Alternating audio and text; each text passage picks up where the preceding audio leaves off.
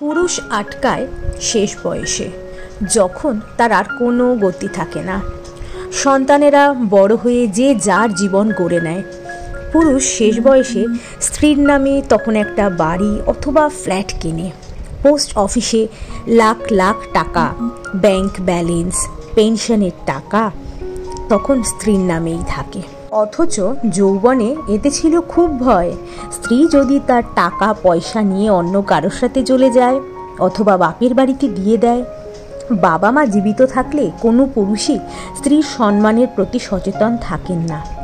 তখন তারা চিন্তা করে, স্ত্রীকে ভালোবাসলে সমাজ, আত্মীয়, পরিজন যদি তাকে নিন্দা করে। পুরুষ আটকায় যখন স্ত্রী ছাড়া তার আর কোনো অপশন নেই। যৌবন থাকতে পুরুষ অনেক অপমান লাঞ্ছনা করে তার স্ত্রীর উপরে। এমনকি বলে, আমার বাড়ি থেকে বেরিয়ে যাও, তোমাকে কোনো দরকার নেই। বৃদ্ধ বয়সে স্ত্রীকে নিজের সেবা শুশ্রূষা করার জন্যই নিজের কাছে আটকে রাখে। বোকা পুরুষ এটা বোঝে না, যৌবনে যার সাথে গভীর প্রণয় হলো না, বৃদ্ধ বয়সে তাকে আটকিয়ে কী লাভ। কারণ বৃদ্ধ পুরুষটির সাথে তার স্ত্রীরও তখন এক পা কবরে। এত সম্পদ দিয়ে তখন তার স্ত্রী কি করবে? যৌবনে একটা শখ পূরণ করতে গিয়ে কাঁদতে হয়েছিল। এখন শেষ জীবনে এসে কোন শখ পূরণ হবে তার? কথাগুলো একদম বাস্তব সত্যি। কি বলো তোমরা? ঘরে ঘরে এ মিল পাওয়াই যায়। গুড মর্নিং, কেমন আছো তোমরা সবাই? আশা করি খুব ভালো আছো। প্রথমে বড়দের আমার প্রণাম, ছোটদের আমার অনেক ভালোবাসা। আজকে ঋষি স্কুলে চলে গেছে, এখন ওকে দিয়ে এসে অনেক কাজ হয়ে গেল। তো চাটা খাওয়া হয়ে গেছে, এদিকে বিছানা পেছানা গুছিয়ে নিলাম, গায়ের চাদরগুলোও ভাঁজ করে নিলাম। আজ অনেক সকালেই উঠতে হয়েছে, কারণ ঋষিকে যে টিফিনটা আজকে দেবো, দিয়েছি যেই টিফিনটা, সেটা করতে একটু ভালো মতো অনেকটা টাইম লাগবে, তার জন্য অনেক সকালেই উঠতে হয়েছে। আর এদিকে রান্না শুরুও হয়ে গিয়েছে। আজকে টিফিনে চাউমিন হচ্ছে, একদম পাতি বাংলা চাউমিন, আলু পেঁয়াজ আর ডিম দিয়ে। বাজার থেকে পমফ্রেট আর ট্যাংরা মাছ এনেছে। এই পমফ্রেট মাছগুলো হলো একদম পচা, এই যে কড়াইতে দেওয়া মাত্রই গন্ধ ঘরে ভরে গেছে। এসে বললাম ভালো করে একটু মশলা দিয়ে ভালো করে একটু ঝাল ঝাল করে বানাও, আর ঝোল করতে হবে না। আর এখানে বাজারও চলে এসছে। আর ট্যাংরা মাছগুলো দেখলে পুরো পেটে ভর্তি ঠাসা ডিম। এদিকে শুক্লা রান্না করে চলে গেছে। তো চলো আজকে দেখিয়ে দিই কী রান্না হয়েছে। বেশি কিছু করাইনি আজকে। এখানে সেই টিফিনের চাউমিন আছে, এটা এখনও খাওয়া হয়নি টিফিন আমাদের। তো এরপরে আছে হচ্ছে পেঁপে দিয়ে আলু দিয়ে তরকারি। পেঁপেটা এখন বলতে গেলে রোজই খাওয়া হচ্ছে। আর আছে হচ্ছে সেই গন্ধ পমফ্রেট মাছ, তবে খেতে ভালো হয়েছিল। বৃষ্টি নেমে গেছে, আকাশ মেঘ করে এসেছে।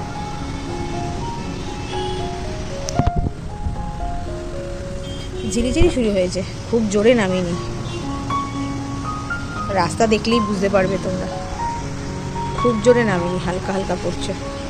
এই যে গাছের এখান থেকে বুঝতে পারবে বৃষ্টি পড়ছে। যে বৃষ্টি হয়ে একদম ঘরবাড়ি অন্ধকার হয়ে গেছে, তাই লাইটটা জ্বালিয়েই কাজকর্মগুলো করতে হচ্ছে।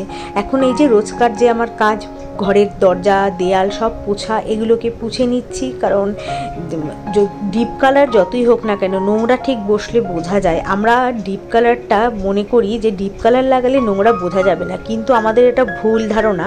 এটা হচ্ছে ডিপ কালার থাকলেই নোংরাটা বেশি বোঝা যায়। তা এই যে দরজা জানলা, ওর জন্য আমাকে রোজ মুছতে হয়। এবার এই যে দেয়ালগুলো যেহেতু লাইট কালার করা হয়েছে, দেয়ালগুলোর মধ্যেও ধুলো পড়ে যাচ্ছে, দেখতেও কেমন লাগছে, ওর জন্য একটু পুছে নিলাম। পুরো এই দেয়ালটাই পুরো পুছে নিয়েছি, এমনকি খাটে উঠেও পুছেছি, ওটার শ্যুট করা হয়নি। তো বাকি পোছাপুছিগুলোও করে নিই। আর এখানেও বাইরে যে নতুন যে বুকশেলফটা করা হয়েছে, সেখানটাও একটু পুছে নিলাম ভালো করে। এখানেও আমার শ্বশুরের অনেক বই আছে, তো বইও আছে, সাথে ঋষিরও কিছু জিনিসপত্র আছে। আর বাকিগুলো সব লফটে তোলা, আগের দিনই তো বলে দিয়েছিলাম তোমাদের। প্রচুর বই আছে, এখনও ডানকুনিতেও আছে কিছু, আর আমাদের এখানেও আছে। এই যে মাছগুলোকে ধুয়ে নিয়েছি, দেখো মাছ কি পরিমাণে আমার বাতিক, মাছ কি পরিষ্কারভাবে, দেখো জলটা পুরো পরিষ্কার।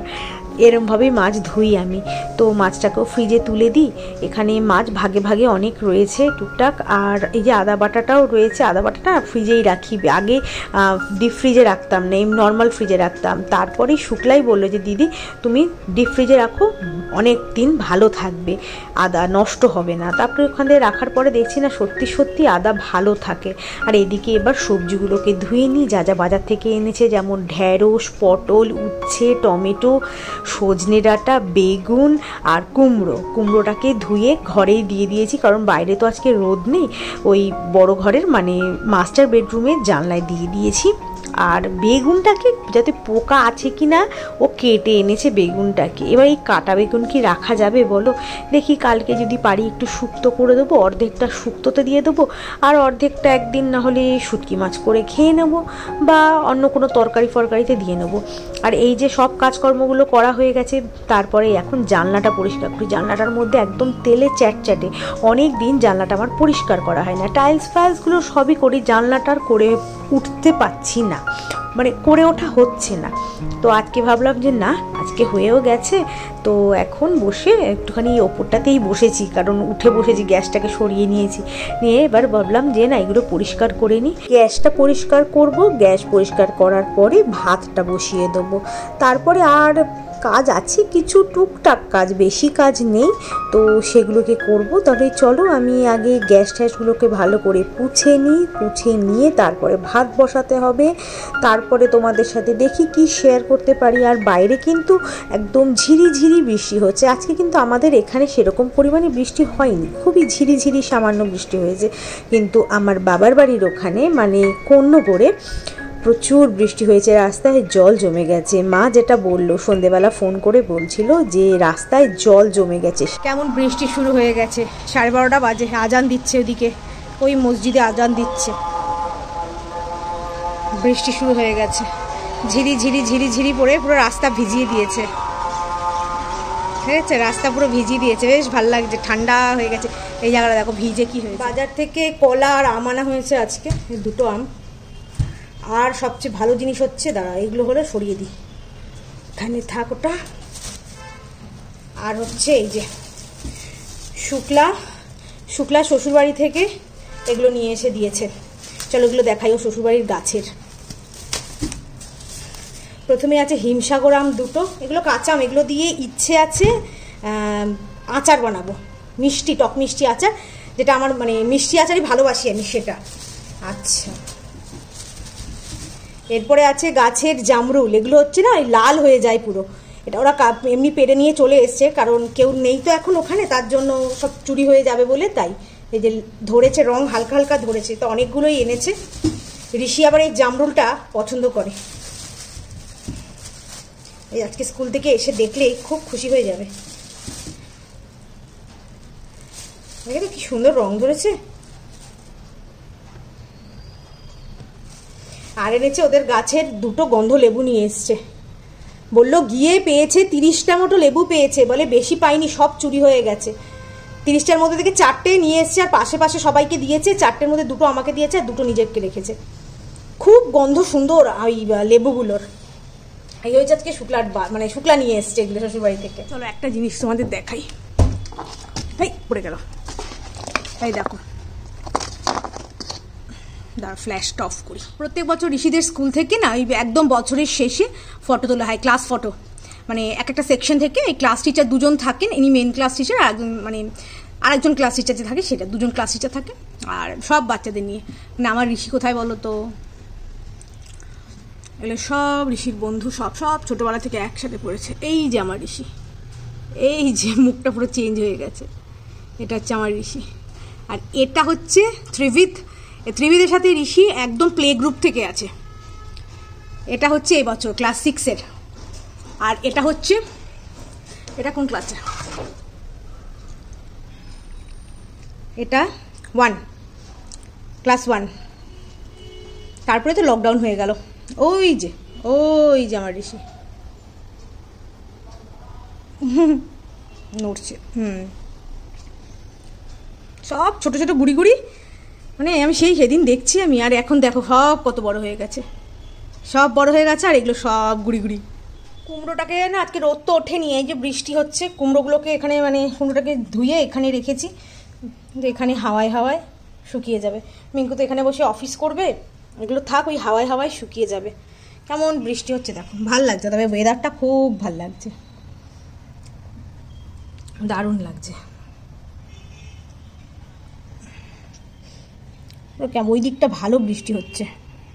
কিছু জিনিস আনানোর ছিল সেগুলোকে নিয়ে এসেছি, এগুলো অফলাইনে, অনলাইনে আনাইনি, সব অফলাইনেই। এই যে এখানে হ্যান্ড ওয়াশ শেষ হয়ে গেছিলো, তাই এই হ্যান্ড ওয়াশটা খুবই ভালো, অনেক দিন বাদে পাওয়া গেছে। এটা না পাওয়া যায় না, এই ডেটল সেন্সিটিভটা পাওয়া যায় না এখানে, খুব কম পাওয়া যায়, একমাত্র মলে গেলেই পাওয়া যায়। তার জন্য এই ডেটল সেন্সিটিভ এই মানে রিফিল প্যাকটা ফ্রি আছে। একটা বোরোলিনের দরকার ছিল, বোরোলিন আর ভিম বার, এটা তো লাগে, আমি হলুদটা ইউজ করি জানো তোমরা।